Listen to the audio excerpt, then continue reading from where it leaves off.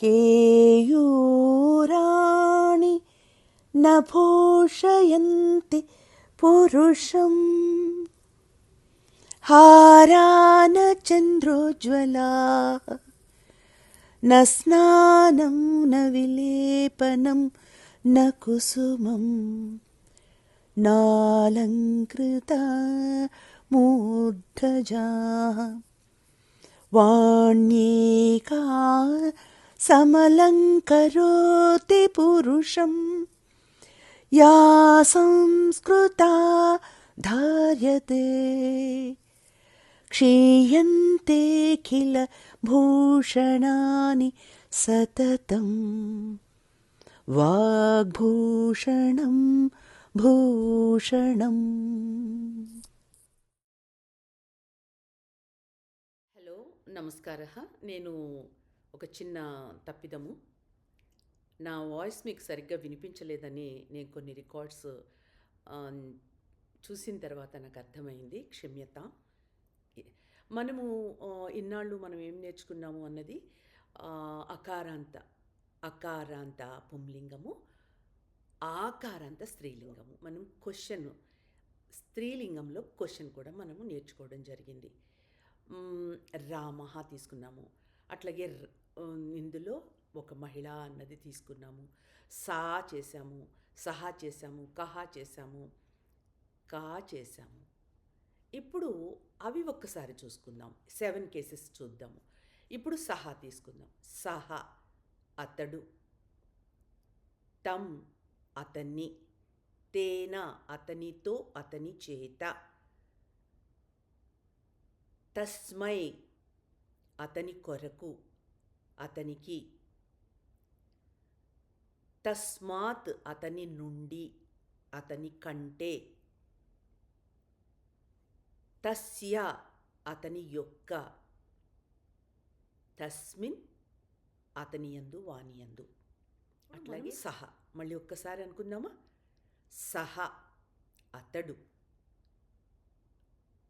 తం అతనిని, సహ అతడు అది పుంలింగం, తం దానిని అతడిని వానిని, తేన అతని చేత అతనితో, దాని చేత దానితో, వాని చేత వానితో, దాని కొరకు దానికి,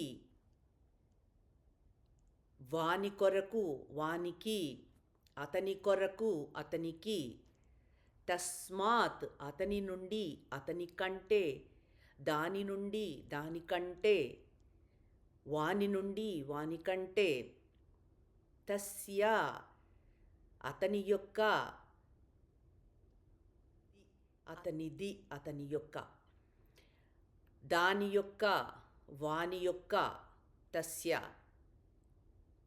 తస్మిన్ అతని యందు, అతని వద్ద, దాని యందు దాని వద్ద, వాని వద్ద వాని యందు. బాలకః బాలుడు, బాలకం బాలుణ్ణి, బాలకేన బాలుడితో బాలుడి చేత, బాలకాయ బాలుడి కొరకు, బాలకాయ బాలుడి కొరకు బాలుడికి, బాలకాత్ బాలుడి నుండి బాలుడి కంటే, బాలకస్య బాలుని యొక్క, బాలకే బాలుని యందు, బాలకస్య బాలకే. ఓకే, సహ నేర్చుకున్నాము, సహ అండ్ బాలకహ అన్నది తీసుకున్నాము. ఇప్పుడు మరి క్వశ్చన్ పుంలింగంలో కహ కదా. కహ ఎవడు, కహ ఎవడు, కం ఎవరిని, కేన ఎవరి చేత ఎవరితో కాదు. ఇక్కడ మనం సహాకి ఏమనుకున్నాము, తస్మై అనుకున్నాం కదా సహాకి.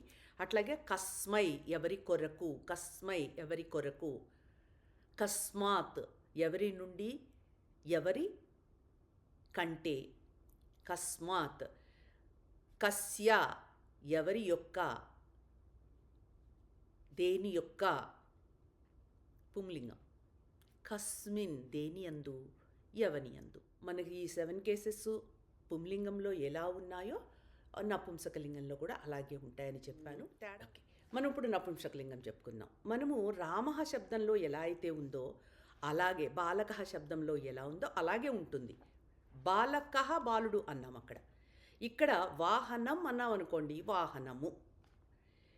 వాహనాన్ని అనడానికి వాహనమే నపుంసకలింగంలో. ఎటొచ్చి అక్కడ బాలకః బాలుడని, బాలకుణ్ణి అనడానికి మనం బాలకం అన్నాం. అదే తేడా అక్కడ. అలాగే పుస్తకేన పుస్తకము చేత, పుస్తకముతో, పుస్తకాయ పుస్తకము కొరకు, పుస్తకానికి, పుస్తకాత్ పుస్తకము నుండి, పుస్తకము వల్ల, పుస్తకస్య పుస్తకము యొక్క, పుస్తకములో అనడానికి పుస్తకము యందు, పుస్తకము వద్ద అనడానికి పుస్తకే, పుస్తకే పుస్తకమందు. మీరు బాలకః కాకుండా వృక్షః, సింహః, గజః, కూపః, కూపః, చషకః, ఘటః, కర్ణః, హస్తః ఇవన్నీ రాయండి. ఇవన్నీ రాసేస్తే మీకు ఈ అకారాంత పుంలింగ 7 కేసెస్ వచ్చేస్తాయి.